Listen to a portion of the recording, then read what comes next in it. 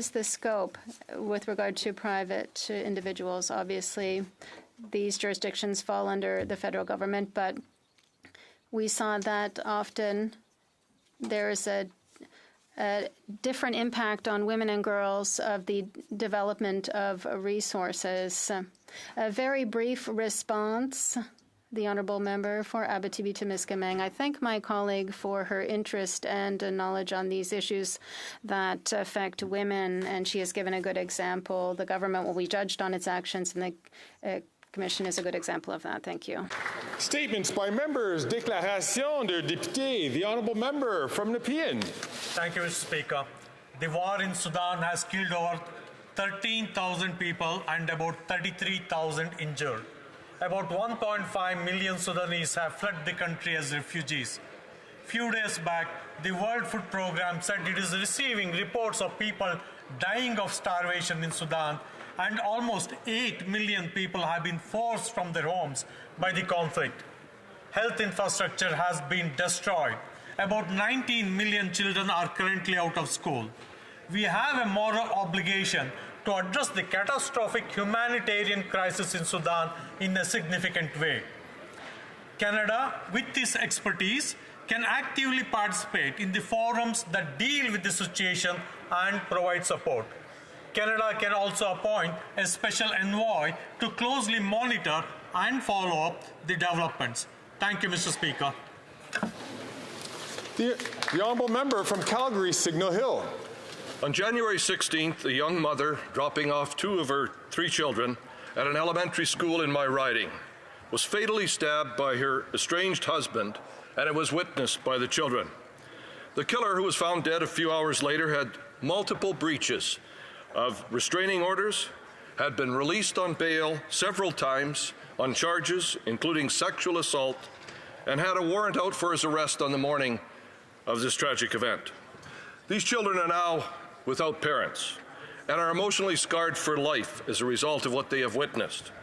Now, we hear time and again government members standing up in this place decrying gender-based violence, yet Statistics Canada reports that instances of domestic violence have gone up every year since 2015, since this government took over. It's time this Liberal government stopped talking and started to act on domestic violence. Victims need protection, not more hollow statements by Liberal MPs, and abusers need jail, not bail. Here, here. Well done. The Honourable Member from Ottawa Centre. Well, thank you very much, Speaker. It's a great honour for me to represent the riding of Ottawa Centre, and downtown is a very much important part of my community. But it has gone through a lot of transition due to the pandemic, most recently, and the illegal occupation that my constituents suffered. To help reimagine our downtown, in 2022, I initiated the Downtown Ottawa Revitalization Task Force, which recently released a comprehensive report. The report, co-developed in partnership with community groups, small business representatives, for-profit and not-for-profit, housing developers, government representatives, Indigenous partners, and sustainability advocates, is the roadmap we need to rebuild our community. The report's vision goes beyond traditional urban development, focusing on the vital areas we must invest in to revitalize our downtown. These range from repurposing vacant federal buildings, animating Wellington Street, fostering safer and more inviting streets. I look forward to working with City of Ottawa and the federal government to make our downtown a revitalized and place for everyone. Thank you. The Honourable Member from Edmonton Strathcona. It has been 2 years since Putin launched his brutal and illegal war in Ukraine. In that time, Russia has committed multiple war crimes, including killing more than 10,000 Ukrainian civilians, injuring another 20,000, and abducting nearly 20,000 Ukrainian children. Recently, fawning Putin apologist Tucker Carlson came to Alberta to spread his hatred and lies, and he was heartily welcomed by Canadian Conservatives, hosted and toasted by Alberta Premier Danielle Smith before heading to Moscow for a meeting with Putin. And at the same time, Conservatives here in the House have been undermining Canada's support for Ukraine, voting against support for Ukrainians, including the free trade agreement between our two countries, an agreement that President Zelensky specifically asked for. I'm proud of New Democrats who continue to stand in solidarity with Ukraine. Canada's support for Ukraine must be unequivocal. I call upon every member in this House to stand with me in support of Ukraine and democracy. Thank you, Mr. Speaker. L'honorable député de... The Honourable Member for Sherbrooke. Mr. Speaker, when I think of Sherbrooke's great artistic events, Suzanne-Marie Landry's name is among the first that comes to mind. General and Artistic Director of the Granada Theatre, a jewel of Sherbrooke's heritage for 10 years, Ms. Landry was also involved in the creation of Sherbrooke en Blues and collaborates on most of Sherbrooke's major festivals and events. She helps attract renowned artists to Sherbrooke and nurture emerging artists, in addition to developing the Granada Theatre with great respect for its heritage character. For all her achievements, it was during the pandemic that she impressed me the most. At a time when the entertainment industry was going through an unprecedented crisis, Ms. Landry showed unparalleled resilience and incredible leadership to enable her industry to survive and reinvent itself. A few days ago, she announced she intended to slow down. I wish her all the best for the future, and I say to her on behalf of all Sherbrookeers, a huge thank you for your contribution to our region's culture. The Honourable Member from Dolphin Swan River, Nipawin. Mr. Speaker, I rise today to honour the life of Hull Slystrup. As a lifelong educator, Hull began his teaching at age 19, leaving a lasting mark on countless young minds over his 35-year career. Hull's larger-than-life persona and commitment to community defined him. Throughout his life, he contributed to countless organizations, including the Rivers United Church and local hockey leagues. Hull was an avid outdoorsman. He loved fishing, hunting, and trapping. This passion of Hull's was instrumental in building Rivers Game and Fish Association as a founding member. Yet, above his love for the outdoors, family was the most important to Hull. Hull and his wife Barb created a beautiful family of 4 children, 11 grandchildren, and 1 great-grandchild. Just do your best, Hull often advised, a motto he lived by wholeheartedly. My thoughts are with the family and all those impacted throughout his remarkable life. Rest easy, Hull. You will be missed. The Honourable Member from Halifax West. Speaker, today I wish all Maronites around the world happy St. Maroon Feast Day. I also acknowledge World Interfaith Harmony Week that spreads the message of unity and goodwill in the world's churches, mosques, synagogues, temples, and other places of worship. I'm blessed to represent a riding with incredible diversity, and I cherish the close connections I have to our many different faith communities. My best wishes for the celebration of our patron saint taking place at Our Lady of Lebanon in my riding, at the Cathedral in Montreal, St. Charbel, Ottawa, and all over the world. My best to Ummah Mosque in Halifax on their multicultural festival today. We know that interfaith dialogue has the power to promote greater harmony in Canada. That's why our government is funding grassroots initiatives that bring ethnic, cultural, and religious communities together to learn from each other and strengthen our national fabric. Let us always embrace the richness of our differences. The Honourable Member from Yukon. Mr. Speaker, just this week, Sonia Schmidt won gold at the World Under-23 Cross-Country Ski Championship in Slovenia, the first Canadian woman to bring home gold at this event. Our small territory continues to punch way above its weight in cross-country ski racing. Thanks to amazing snow and trails and excellent coaching, Yukon has regularly reached Canada's national team, even with just 0.1% of Canada's population. Recent champions like Derek Juling, Sasha Masson, Emily and Graham Nishikawa, Daria Beatty and Knut Jonsgaard add to the legacy of such stars as Lucy Steele and the Firth sisters from Old Crow. And here's another one. At the recent 2024 Winter Youth Olympic Games in Gangwon, 15-year-old Yukoner Minty Bradford also competed for Team Canada with impressive results. Speaking of impressive, good luck and have a great time to all the athletes, curlers, biathletes, Dena Games and more, heading to Matsu, Alaska in March as Yukon's team in the Arctic Winter Games, including my son Finian and yes, cross-country skiing.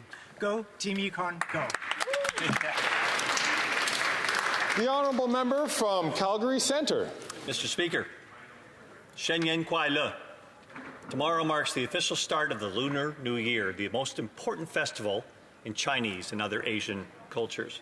But we kicked things off last weekend in Calgary's Chinatown, where I'll be celebrating again tomorrow with my friends. For the next weeks, we will be entertained by the drums, beating during the line dance, and swirling dragons weaving amongst us. Fitting this year as we're celebrating the Year of the Dragon. Now, dragons are much more auspicious creatures in the Chinese zodiac than they represent in Western culture. The dragon symbolizes power, nobility, honor, luck, and success. And this year's dragon, the wood dragon, stands out as the most creative and visionary. It is a year to pursue your dreams and to be compassionate to your friends. To all my friends in Calgary's Chinese and East Asian communities, Gong Hei Fat Choi, Gong Shi Fat Sai, let me offer you my best wishes for a new year filled with love, peace, and prosperity. Hear, hear. Well done. The honourable member from Milton. Thank you, Mr. Speaker. Kidsport is a national charity that provides funding so that all kids in Canada can play their favourite sports. And I'm so proud that Kidsport received over $4.4 million through our government's Community Sport for All initiative back in 2022. Well, it's been almost 2 years, so I've got some updates. With that support from our government, Kidsport helped over 27,000 kids across Canada participate in sports, but they also opened new community chapters, so that funding has created a legacy for years to come. And one of those new chapters is in Halton Region, so more kids from Milton, Oakville, Burlington, and Halton Hills will have access to affordable sport. Sport, physical activity, and recreation keeps us physically healthy, mentally strong, and brings our communities together. But sport also boosts our economy, creates jobs, and decreases healthcare costs. Actually, physical inactivity costs Canada almost $7 billion a year. That's $175 for each Canadian, so it literally pays to be active. I want to send a huge high five out to our partners at Kidsport and thank all the coaches, the volunteers, donors, fundraisers, parents, and athletes who bring sport to life in our communities from coast to coast to coast. Thanks, Kidsport. The honourable member from Yellowhead. After 8 years of this NDP Liberal government, Canadians face a cost of living crisis, made worse by the April 1st carbon tax hike. Liberal-appointed senators gutted Bill C-234, stopping carbon tax carve-outs for our farmers. Canadians face higher prices because when you tax the farmer that grows the food and the trucker who ships the food, Canadians pay more for the food. The Liberal plan to quadruple the carbon tax from 14 to 61 cents a litre is outrageous. By increasing this tax, the Liberals are contributing to the hardship of over 2 million Canadians relying on food banks. By pressuring senators to oppose carbon tax carve-outs, this Prime Minister is not worth the cost. Conservatives demand Bill C-234 be passed in its original form to help farmers and families. Our common sense plan is to axe the tax. The honourable member from Calgary, Rocky Ridge. Mr. Speaker, this week the member from Timmins James Bay revealed the depths of his diabolical penchant for thought control and his yearning for totalitarian power when he tabled his laughable, yet chillingly Orwellian bill that would actually put people in jail for saying things he doesn't like. Canadian fossil fuels could displace dirty coal, lift people out of poverty, defund Putin's war machine, provide good jobs, and generate taxes to pay for health care. But under Section 8B of this bill, those very words would become a crime. And the penalty under Section 19 would be up to 2 years in prison and a $500,000 fine. Mr. Speaker, when socialists don't like the facts, they criminalize debate. And after 8 years, Canadians are tired of being told what to think and what to say. And they're tired of being insulted. But I'll keep telling the truth, even if the member from Timmins James Bay and his Liberal NDP friends think I belong in jail. The honourable member from Winnipeg North. Yes, thank you, Mr. Speaker. Reducing and stabilizing grocery prices has been a priority for this Prime Minister and this government. The same cannot be said about the Conservative Party. Let me explain why. Get this. A Globe and Mail report says, Harper's enforcer, meet Jenny Byrne, the most powerful woman in Ottawa. Jenny Byrne was also the campaign manager for not one, but 2 national elections. How about the current leadership? She is one of the reasons why the current leader is the leader of the Conservative Party. She sits on the current leader's inner circle. She attends the Conservative caucus members. Why is that a problem, Mr. Speaker? She is the one. She makes money from Loblaws. She is an advocate for Loblaws, Mr. Speaker. How How is it that the Conservative Party cannot understand what a conflict is? When will they stand up with Canadians and demonstrate some genuine concern about the price of groceries, Mr. Speaker? The honourable member from South Okanagan, West Kootenay. Mr. Speaker, the federal government has recently announced plans for several major electric vehicle battery plants backed by billions of dollars in investments. Canada has the critical minerals, cobalt, nickel, lithium, to make these batteries. But a big link in future supply chains is missing. That link is the battery recycling sector that can provide a steady supply of critical minerals as demand for them rises. Teck Resources has a large smelter in Trail, BC. It's uniquely positioned to become one of the largest recyclers of EV batteries in North America. It has the industrial site, a talented workforce, a ready supply of clean hydropower, expertise in refining, and access to its own existing supply chains. And Trail already has a network of other battery recycling facilities. Teck has a proposal for a bold project to build the largest EV battery recycling facility in North America, and I urge the federal government to support Teck in this important initiative. The honourable member for Laurentides-Labelle. Mr. Speaker, Jacques Duval, creator of The Car Guide, former race car driver and great communicator, died on Tuesday at the age of 89. Throughout his career, he was a great defender of the French language, which in the auto industry was sorely needed. If today in Quebec we spontaneously speak of pare-choc and pare-brise instead of bumper and windshield, it's largely thanks to him. And he wasn't shy about calling out car makers when they abused our language. He never stopped being a driver, and he knew the Mont-Tremblant circuit like the back of his hand. He was often the main reference for many a youngster who read his car guide from cover to cover. In a world often resistant to change, Jacques Duval fully embraced the electric shift in recent years, helping to write guides devoted entirely to these more environmentally friendly models. On behalf of the Bloc Québécois, I offer our deepest condolences to his family and friends. The honourable member from Stormont Dundas, South Glengarry. All eyes will be on the Auditor General's ArriveCan report on Monday, which is expected to expose this Prime Minister and the Liberals for corruption and incompetence yet again. Shamefully, the NDP and Liberals continue to shut down and cover up investigations into this $54 million boondoggle. But here's what we know so far. 76% of contracts on ArriveCan did no work whatsoever. $11 million went to a two-person IT company that did nothing. The RCMP is now investigating ArriveCan contracts, and government officials are accused of destroying documents. Even worse, Mr. Speaker, is when their own officials blew the whistle about this corruption around ArriveCan, they were suddenly suspended without pay. As the NDP and Liberals trip over each other to try to cover up the ArriveCan scandal, Conservatives will get to the bottom of the Auditor General's report and make sure this corruption is fully exposed to Canadians. L'honorable député, the honourable member from Pierrefonds-Dollard.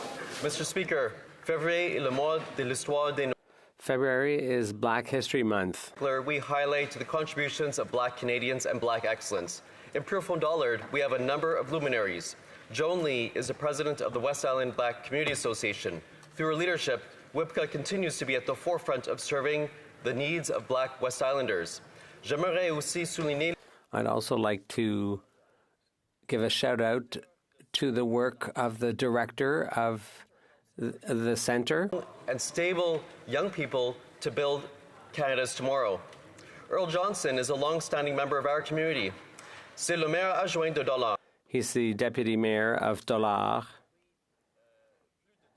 and he has been involved for over 30 years. And raises funds for nonprofits. There are so many others, like Malik Shahid, like Akila Newton, who deserve mention. They have done excellent work. We salute them. We thank them for their service. Merci, Monsieur le Président. Thank you, Mr. Speaker. Members may not know, but I got a lot of help from WIPCA when I was a young child.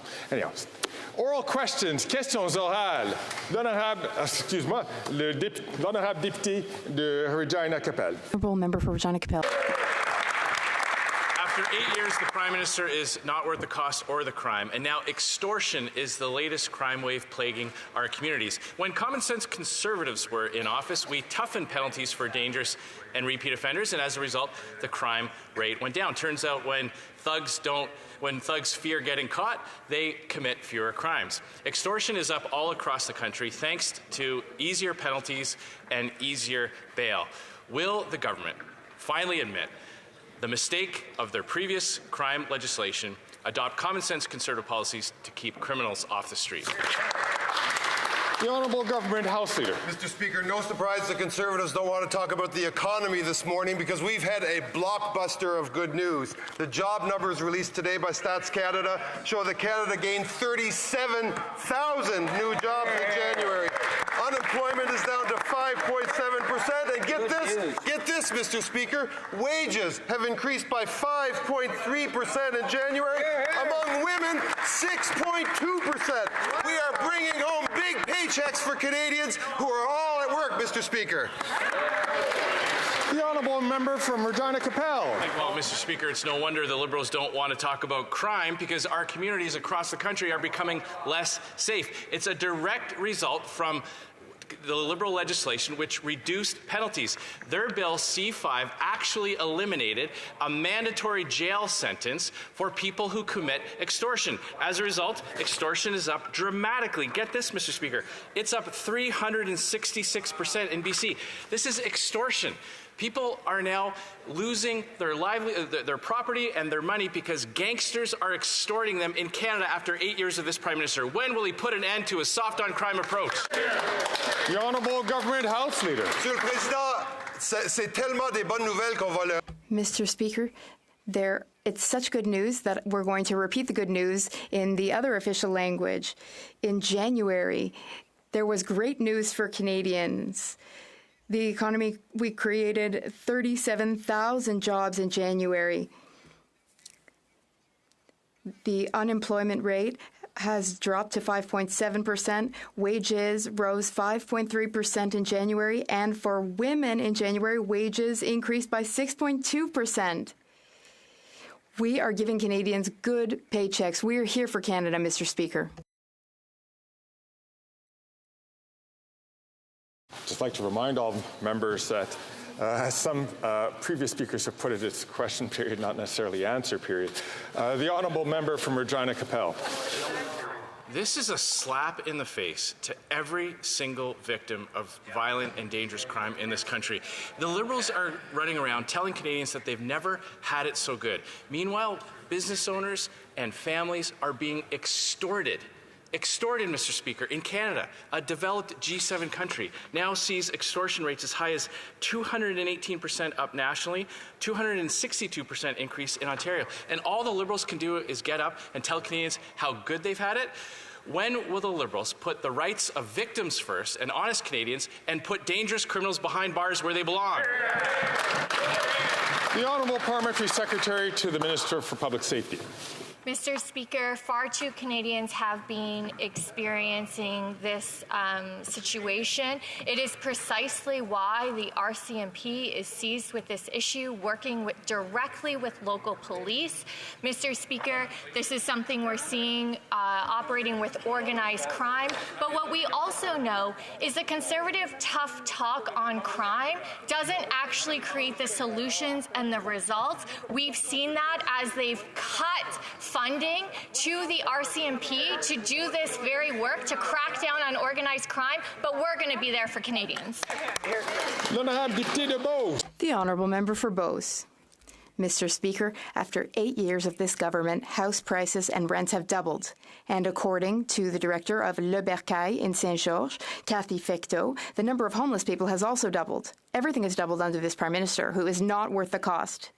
The Le Bercail shelter offers temporary accommodation. Residents are generally allowed to stay for 30 days, but given the current problems, some residents have been there for over 70 days. Why doesn't the Prime Minister build more housing instead of more bureaucracy? The Honourable Minister for Innovation. Mr. Speaker, I thank my colleague for his important question. For those in Beauce who are watching us today, they will notice that the government takes housing very seriously. We are reaching deals with provinces to build more housing. And as my colleague was saying, we have good news. The economy is doing well, and that will help Canadians everywhere in Canada. And another piece of good news, Mr. Speaker, Canada ranked not second, not third, but first for the battery chain. So we are investing in Canadians and in Quebecers and in the future of Canada. The Honourable Member for Beauce. Mr. Speaker, that reply just proves how out of touch this government is. They're asleep at the wheel. They need to get out of the way so that municipalities can build affordable housing, just as Victoriaville, Saguenay, and Trois-Rivières have done. Due to the lack of housing and resources, the Bercaille shelter in the riding next to mine has had to close its doors. As a result, the community is facing an increase in homelessness. When will the government help our rural communities to build affordable housing? The Honourable Transportation Minister. Mr. Speaker, the Conservatives want to talk about housing. They wouldn't even be able to build a small cabin. They insult the mayors of Quebec. They've insulted the mayor of Montreal, the mayor of Quebec. They're insulting mayors all over the place. While they're doing that, we signed a $900 million deal with Quebec, including $1.8 million to speed up home building, not just in Montreal and Quebec and Trois-Rivières, but everywhere throughout Quebec. And that's teamwork. That's collaboration. The Honourable Member for Salaberry-sur-Roi. The media crisis has now affected another part of our democracy and media landscape. 4,800 jobs will be cut at Bell. That's in addition to all the cuts at Mediacorp and Radio-Canada CBC. The industry has been crumbling for years because the federal government has not taken significant action. Meanwhile, the regulatory framework at the CRTC has not been advancing. Now, C18 is positive. We accept cuts for Google, but these job losses are ongoing. When will the minister take action? The Honourable Canadian Heritage Minister. Mr. Speaker, I would like to remind my Bloc Québécois colleague that we have taken action since we formed government in 2015. In fact, we have collaborated very well with the Bloc Québécois on many files. The colleague mentioned the CRTC and the Act. It took us 3 years to pass that legislation because the Conservatives opposed it every step of the way. And the same goes for the Online News Act. Conservatives engaged in so much obstruction. Meanwhile, we are trying to help media. The Honourable Member for Salaberry-sur-Roi. Ottawa needs to take action while there are still jobs to save. We need an emergency fund to prevent further funding. We need a tax credit for announcers in traditional media. We need to increase ad investments for traditional media and decrease of liberal investments going into the pockets of Meta. We also need a Prime Minister who takes action rather than just being satisfied with blaming the Conservatives. When will they act? The Honourable Canadian Heritage Minister. Mr. Speaker, I would like to remind my colleague that we have taken action, and thanks to all of our efforts, we were able to modernize the Broadcasting Act, and no one thought we would manage to get a deal with Google, but we got $100 million a year plus interest, and it will be indexed to inflation. Also, Mr. Speaker, we implemented tax credits to support newsrooms. We implemented a fund for local journalism. Mr. Speaker, we don't want to help big businesses get richer and richer like the Conservatives would do. We will continue to support journalism, Mr. Speaker. The Honourable Member for Burnaby, New Westminster. Labrador, the Liberals have let the housing crisis get so bad that the province is forced to buy up hotels to house people who live in tents. This government's inaction has made provinces resort to desperate, improvised measures. Canadians deserve to live in dignity, in safe, secure, affordable homes they can call their own, not in tents in the coldest climate on Earth. When will this government start stepping up to provide solutions to the St. John's housing crisis so that people don't have to live in tents anymore? The Honourable Parliamentary Secretary. Thank you very much, Mr. Speaker. Everyone in this country has a right to housing, and it's unacceptable that any Canadians are sleeping out in the cold. That's why we've doubled funding to help community tackle homelessness and recently announced $100 million to help protect the most vulnerable 85 communities across the country. Our investments throughout our time in government are paying off. We prevented over 125,000 people from becoming unhoused and placed over 71,000 people experiencing homelessness in permanent housing. We're ready to work with parties that are serious about housing. I'd like to thank the honourable member for his question. There's a lot more work to do. We're up to the task. The honourable member from Nanaimo Ladysmith. Mr. Speaker, people in Nanaimo Ladysmith are relying on food banks now more than ever before. And what is this Liberal and Conservative corporate coalition doing? Pointing fingers at one another over who has the most grocery lobbyists in their back pocket. To make matters worse, the Liberals voted against an NDP bill that would lower food cost prices and crack down on out-of-control corporate greed. Mr. Speaker, why are the Liberals working for large grocery CEOs instead of doing what's right for people? Hear, hear. The Honourable Minister of Innovation. Mr. Speaker, I'd like to say thank you to my colleague for a very important question. Mr. Speaker, I'm a bit confused by the question because, in fact, we are the one pushing the grocery industry to do more for Canadians, and I welcome the help of the NDP. Not only we did that in our last reform of competition, but we have included amendments that have been proposed by the NDP, Mr. Speaker. We want to do more, and we understand, and all experts understand, that the best way to have more option to stabilize price, to make sure that we have a more competitive environment, Mr. Speaker, is to reform our competition law. That's exactly what we're doing, and we thank the NDP for their help. The honourable member from Sturgeon River Parkland. Mr. Speaker, after 8 years of this NDP Liberal government, farmers across the country are struggling under this punishing carbon tax. Melissa, a farmer in my area, paid over $6,000 in carbon taxes just to dry her grain last year. And now the Prime Minister wants to quadruple the tax just in a few years. He isn't worth the cost. When will this Liberal government get out of the way and pass Bill C-234 in its original form, get off farmers' backs, and make our food affordable again? Hear, hear, hear.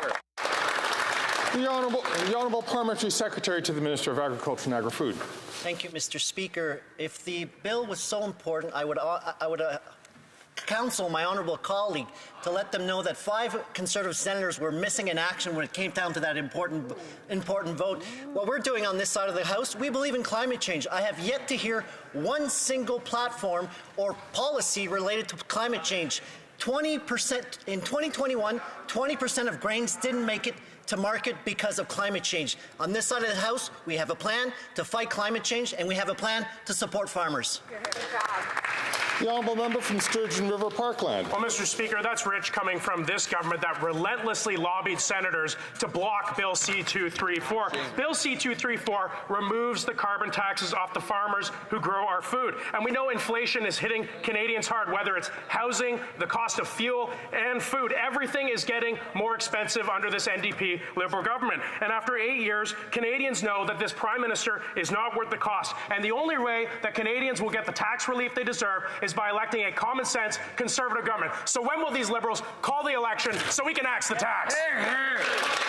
The Honourable Parliamentary Secretary to the Minister of Agriculture and Agri-Food. Well, Mr. Speaker, the truth comes out. They want to go into an election. No Canadian wants to go into an election right now. And again, our support for farmers has been consistent. We supported our supply managed sector. We supported our farmers, helped transition towards a greener economy. That's why we've invested $1.5 billion that helps farmers directly on the land to ensure that they can provide some technology for farmers. The honourable member from Yorkton Melville. Speaker, the biggest petition in Canadian history proves that person wrong. Ray Orb, the Saskatchewan Association of Rural Municipalities, has indicated that our farmers can expect to lose 8% of their total net income if the carbon tax is quadrupled this spring. This Prime Minister is not worth the cost to our growers, our truckers, and everyone who is struggling to put healthy food on the tables of their families. Will this Prime Minister choose a death knell, alienating Canadians even further, or will they grab a lifeline and support C-234? The Honourable Parliamentary Secretary. Thank you, Mr. Speaker. You know, it's absurd to be lectured by the Conservative Party on our support for farmers when just last month we saw them vote against the On-Farm Climate Action Fund, the Dairy Innovation and Investment Fund, and funding in support of dairy, poultry, and egg supply managed producers. Those Conservatives take farmers for granted. They stand up in this House saying that climate policy is affecting food prices when they know it's not true because their own food professor comes to committee to say that exact thing, that climate policy is not a main driver of food prices. What is? Climate change, Mr. Speaker, but they never talk about climate change. They won't provide any solutions for climate change. It's all red herring to this Conservative Party. The honourable member from Yorkton Melville. Well, thank you, Mr. Speaker. Our farmers are tired of this government talking out of both sides of its mouth. This Prime Minister is demanding that our farmers absorb a quadrupling of the carbon tax and GST. And yet, grow enough grain to stay solvent, feed the world, and increase green fuel alternatives. After 8 years of this NDP Liberal government, farmers know where they stand. Is he even aware of how many Canadians have had enough of his attacks on farmers? He's not worth the cost. The Honourable Parliamentary Secretary to the Minister of the Environment and Climate Change. Thank you very much, Mr. Speaker. Farmers are the first to be impacted by climate change, and we need to support them and their transition to greener fuels, as the member said. However, we've already done many of those things by exempting gas and diesel from farm use for pollution pricing. We've created a rural top-up for rebates, and we've returned over $120 million to farmers just in 2023, thanks to carbon pricing proceeds. But, Mr. Speaker, today is the warmest January day on record, and last year was the warmest year on record ever. Wheat yields are down, climate change is having an impact. It's through droughts, floods. There are a variety of ways that climate change are affecting food prices, but you'll never hear that from the Conservative Party of Canada. The honourable member from Portage-Lisgar. The Liberals are determined to increase the price of food, with the Environment Minister making it his personal mission to kill Bill C-234. He admitted to lobbying 6 senators to gut the bill and promised to reveal those names. After 49 days, he gave the names of 3, not 6 senators. While I know the Liberals aren't good at math, it's clear he provided misleading information. So this week, I invited the Minister of Environment to our committee to explain himself. But the NDP Liberal coalition shut it down because they don't want the truth. So let me ask it here. Why is the Environment Minister going to such great lengths to hide the names of the senators that he personally lobbied to gut Bill C-234? The Honourable Parliamentary Secretary to the Minister of the Environment. You know, Mr. Speaker, it's a little rich hearing from the Conservative Party when Conservative senators sit in their caucus, and one of those senators was accused of bullying to the point where independent senators were afraid to go home at night. Shame on that Conservative Party for bullying those senators. It's absolutely shameful that any member of government should fear for their safety as a result of that government. But I'll say it again, Mr. Speaker, carbon pricing is not to blame for Canada's affordability challenges. We are serious about helping Canadians afford their grocery bills. Fighting climate change policy is not the way. The honourable member from Portage-Lisgar. The Liberals love to try to distract their way out of this, but this isn't Monopoly. There's no more get-out-of-jail-free cards for this Environment Minister. The price of food is at record levels, and this NDP government just doesn't care. Just this week, Sylvain Charlebois, Canada's leading food expert, called on the Liberals to suspend the carbon tax on the entire food industry. Instead, this cover-up coalition plans to increase the carbon tax by 23% on April 1st. Bill C-234 would provide relief for farmers and Canadian consumers. Yet this radical Environment Minister told senators to gut it. My question is simple. Which senators did he call, and how do they vote on Bill C-234? The Honourable Minister for Innovation. Mr. Speaker, it's obvious to us, and I hope it's obvious for Canadians, that what they're talking about is nonsense. Mr. Speaker, Sylvain Charlebois is working with us, Mr. Speaker, in order to make sure that we take the right step to bring stability in prices of food in Canada. The first thing that was asked from us, Mr. Speaker, was to reform competition. That's what we have done in the landmark bill that we passed in December, and we're going to do more. Now we have subpoena power for the Competition Bureau. We removed the restrictive covenant in leases. Mr. Speaker, we're going to fight for consumers at every step of the way, and we have nothing to learn from these guys. L'honorable député de Montcalm. The honourable member for Montcalm. It's been 1 year since the Special Committee on Medical Assistance in Dying recommended that advance requests be allowed.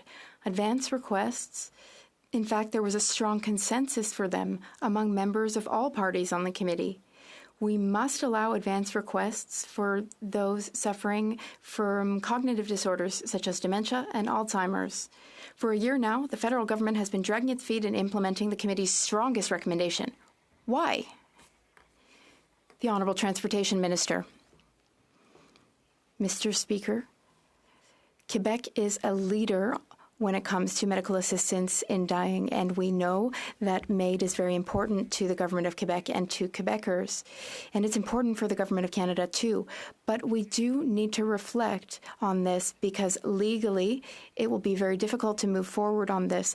But that does not prevent us from continuing our discussions, not only with the province of Quebec, but with all provinces and territories. The Honourable Member for Montcalm. Mr. Speaker, medical assistance in dying is a matter of free choice. The Liberals should understand that. The role of the state is to create the conditions for a free and informed choice. Those who do not want medical assistance in dying need not ask for it. It's as simple as that. The National Assembly is unanimous. Quebec is ready. Quebec has its own law. Will the federal government amend the criminal code to allow advance requests for Quebecers who are suffering?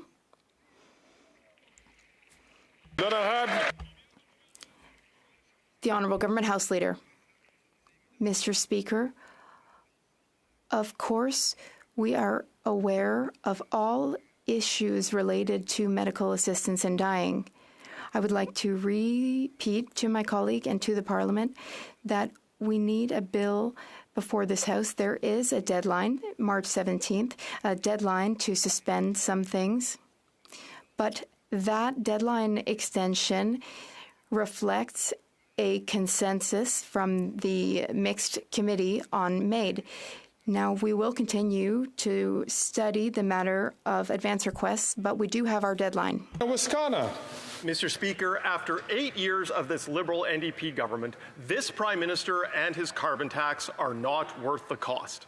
That's because when you tax the farmer who grows the food, and you tax the trucker who trucks the food, and you tax the grocer who refrigerates the food, all of those carbon taxes get passed on to consumers. Now this Prime Minister wants to increase the carbon tax another 23% on April 1st.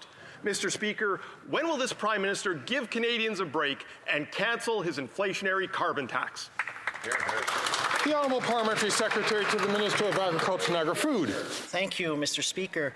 The honourable member raised an important point. He knows very well, if he was at the Agriculture Committee this week, that there is no evidence to suggest that carbon pricing is increasing the price of food. The evidence shows that climate change has an impact on the price of food. And when the leader of the official opposition goes around Canada, the only thing he wants to axe is axe the agriculture budget on the backs of farmers. The honourable member from Bow River.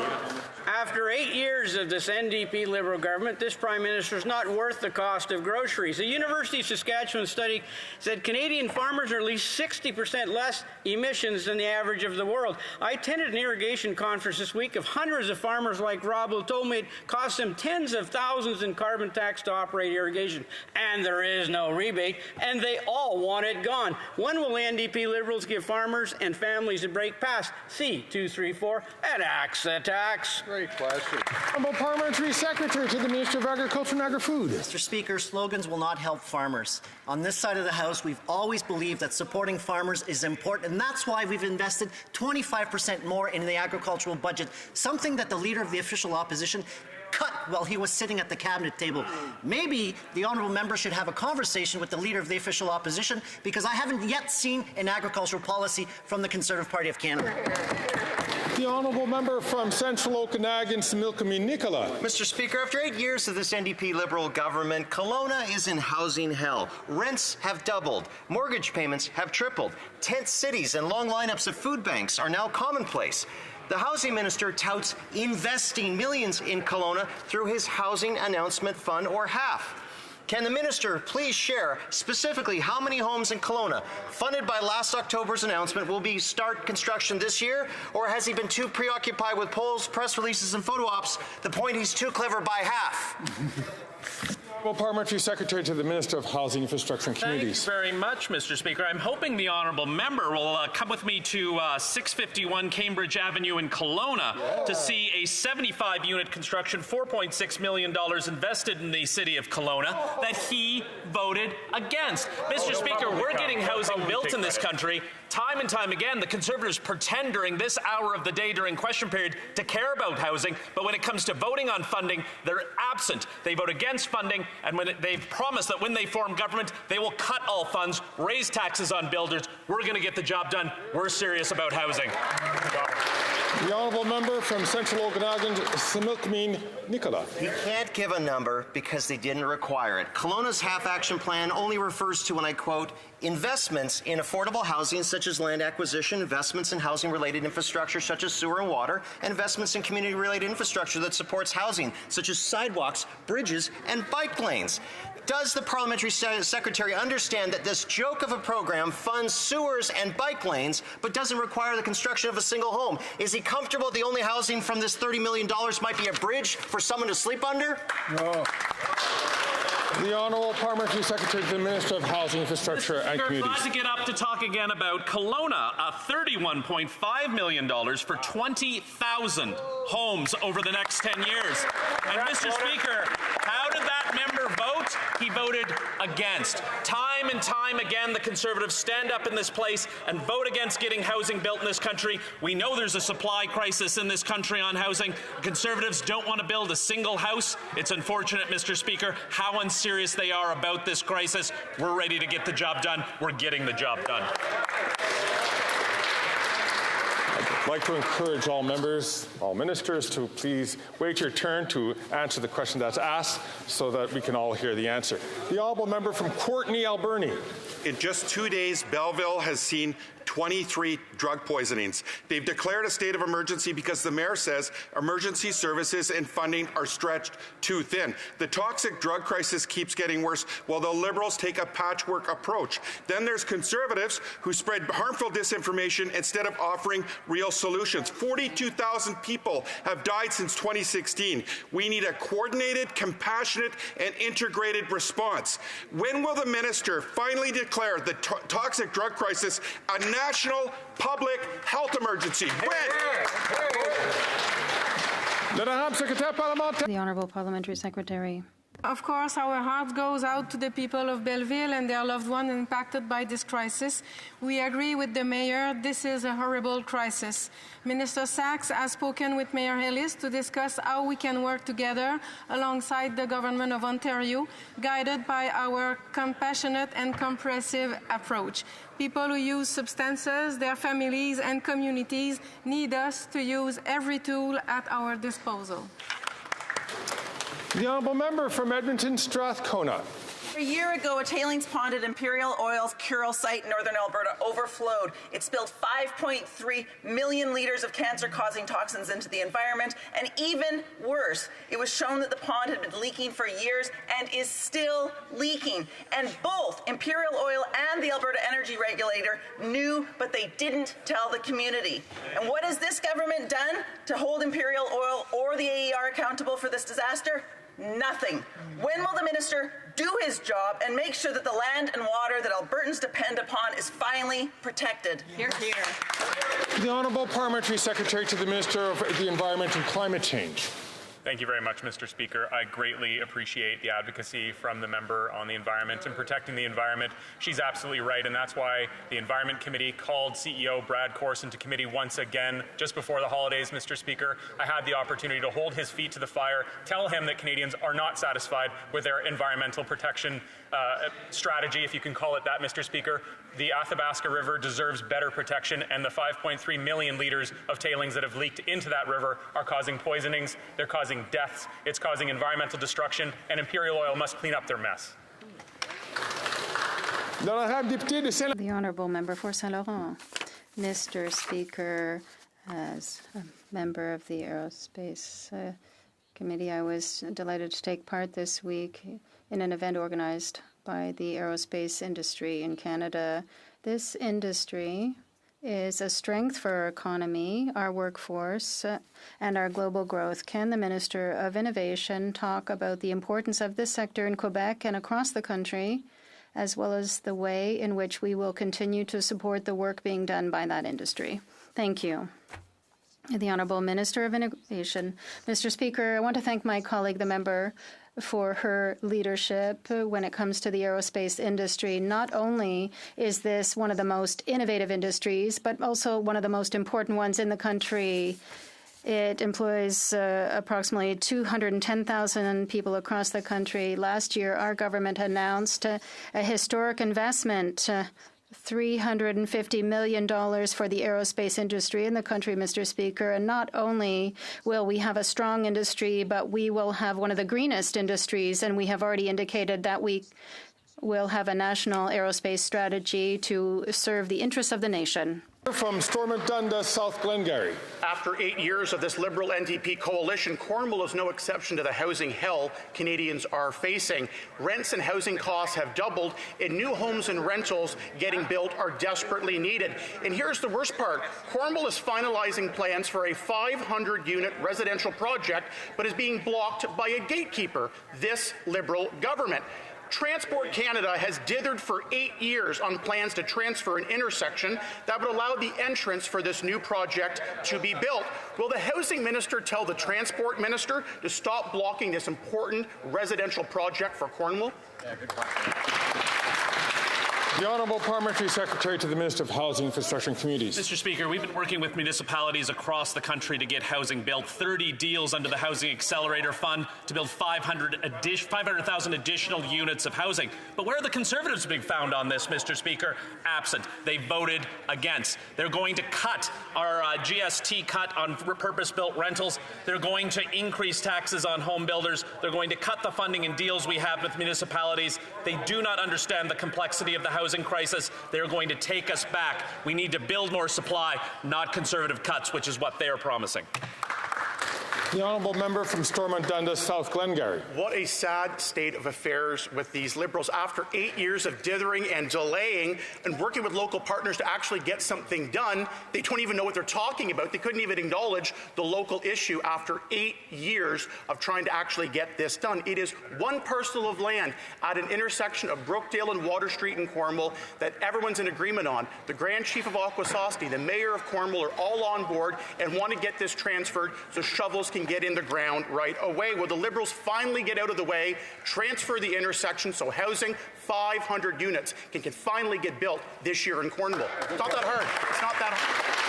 The Honourable Parliamentary Secretary to the Minister of Housing, Infrastructure and Communities. Thank you very much, Mr. Speaker. While the Leader of the Opposition is going across the country picking fights with local mayors, we're working with municipalities to get the job done. We're happy to work with municipalities like Cornwall and across the country. However, what does the Conservative Party have to offer on their housing policy? It is cuts. It's increasing taxes on builders who are building purpose-built rentals. They don't understand the seriousness of the housing crisis. They don't have a plan. They'll take us backwards. We're going to get the job done. We understand this is an issue of supply, Mr. Speaker. We're going to get the houses built.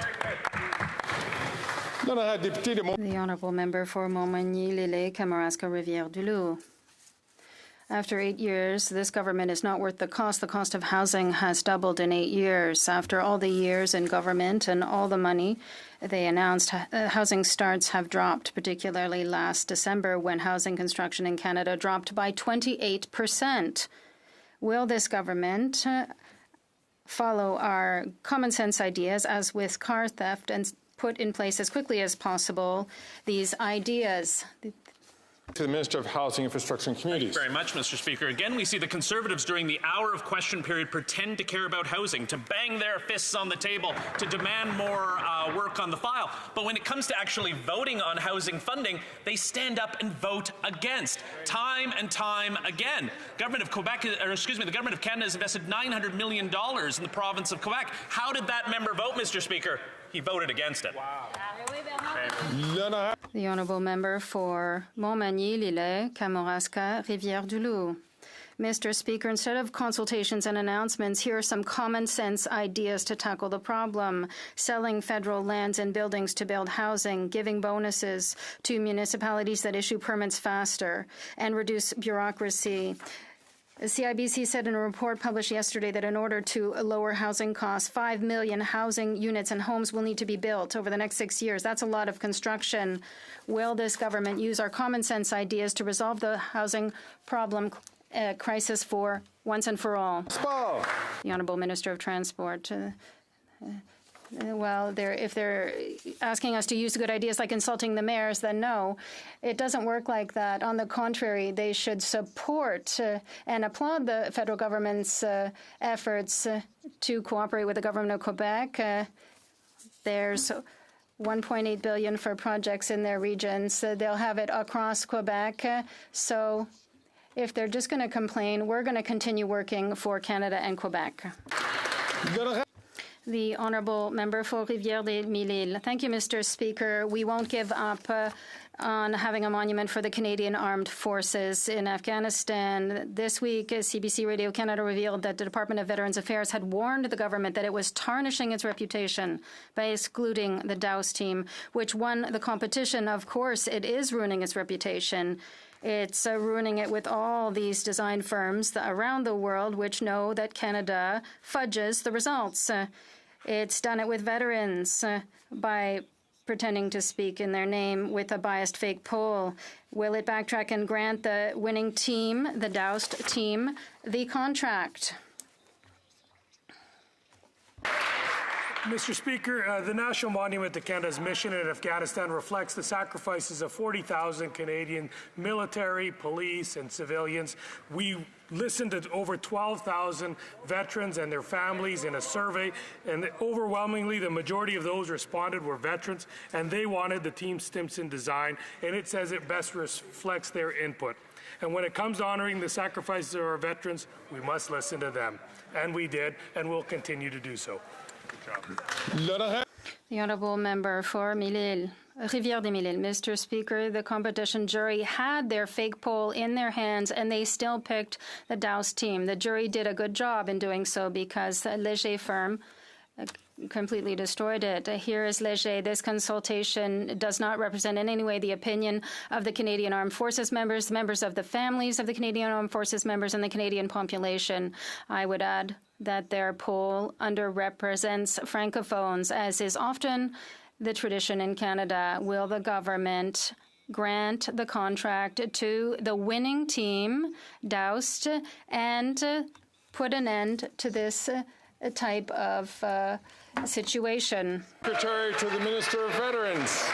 Mr. Speaker, we appreciate and respect the work of the jury members who evaluated the finalist design concepts. However, the Team Stimson design was the one that veterans of the mission and their families felt best represented their bravery, their sacrifices, losses, and those who served there.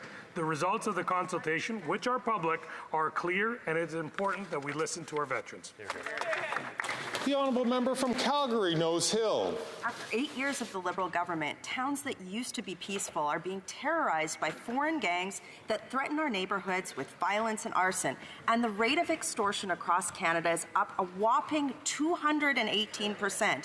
Canadians are living in fear for their lives because of NDP Liberal bills like C5, which eliminated mandatory jail time for extortion with a firearm. This means dangerous criminals stay on the street, and it's time to stop the crime.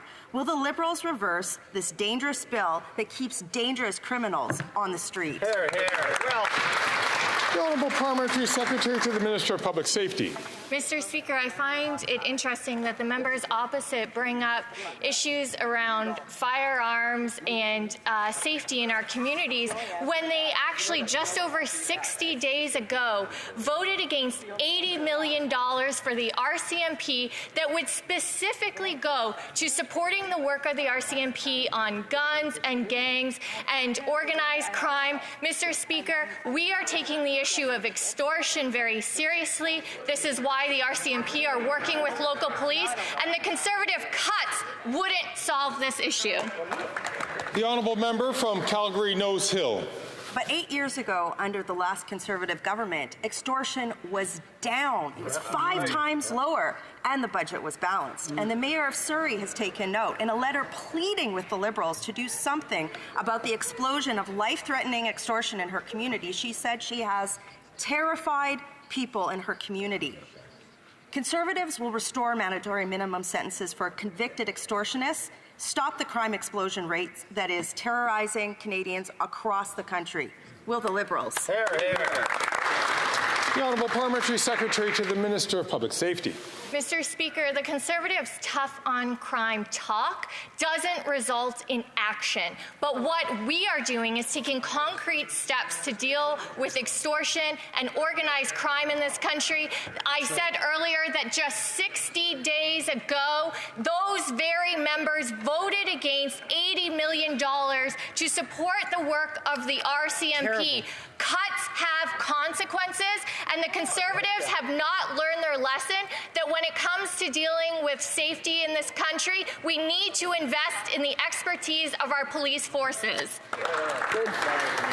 The Honourable Member from Caribou, Prince George. Earlier this week, 17 Belleville, Ontario residents died from overdose in a span of 24 hours. 14 of those deaths were in a 2-hour span. Since 2016, 42,000 Canadians have died from opioid-related overdose. This Prime Minister has spent $1 billion making it easier for Canadians to get drugs, but harder for them to get into recovery. After 8 long years, this Prime Minister is just not worth the cost. When will he wake up and realize that his drug policies are killing Canadians? The Honourable Minister. Mr. Speaker, let's roll the tape back to when Conservatives were in power, where they changed the Canada drug strategy, stripped out harm reduction, Mr. Speaker, refused to meet with community organizers like me, Mr. Speaker, about saving the lives of people who were struggling with substance use. Mr. Speaker, they refused to support communities in the way that communities knew they could work together to save lives and to help people recover from substance use. We will take no lessons from these Conservatives. Hear, hear. The Honourable Member for Ottawa-Vanier. Reconciliation with Indigenous peoples is a top priority for our government. Yesterday, the Conservative leader claimed he was on the side of Indigenous peoples, but repeated comments from his caucus members, including the very first time they spoke on their First Nations Clean Water Act, leaves their commitment to advancing reconciliation in serious doubt.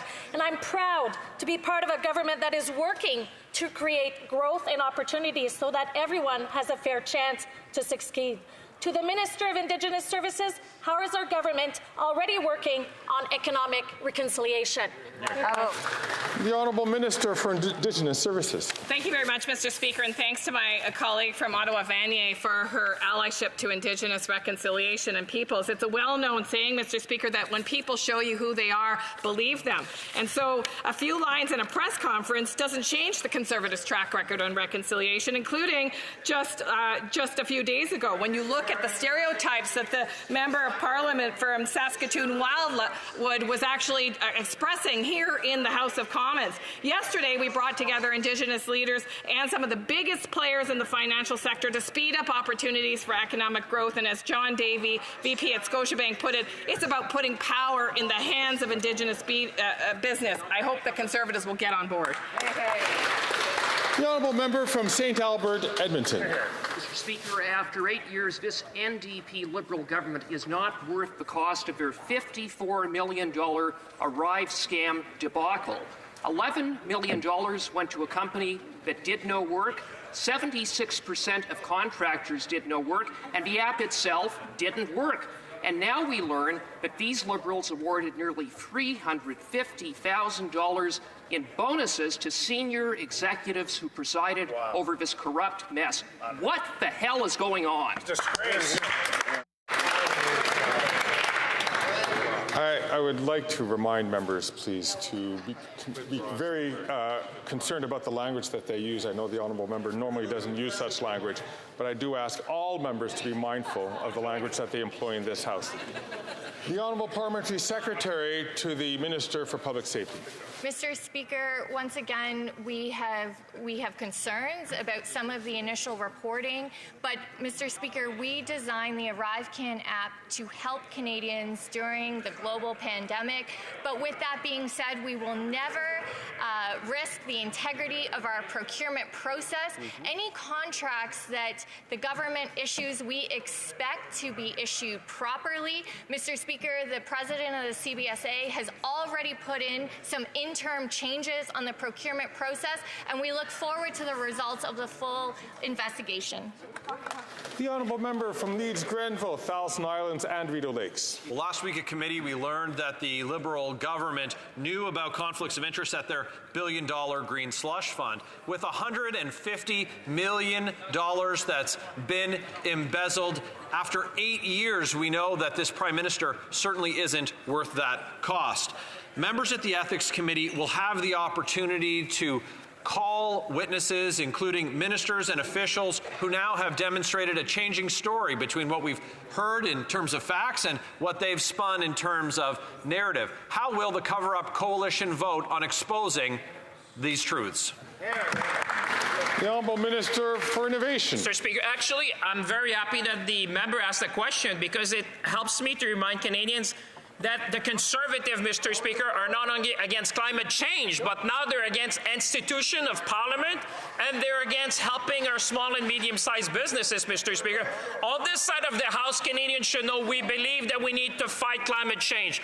We believe in our small and medium-sized businesses, and we believe in clean technology, Mr. Speaker. Our children and our grandchildren deserve that we act. This is exactly what we're going to be doing, and we will restore governance to make sure this happens, Mr. Speaker.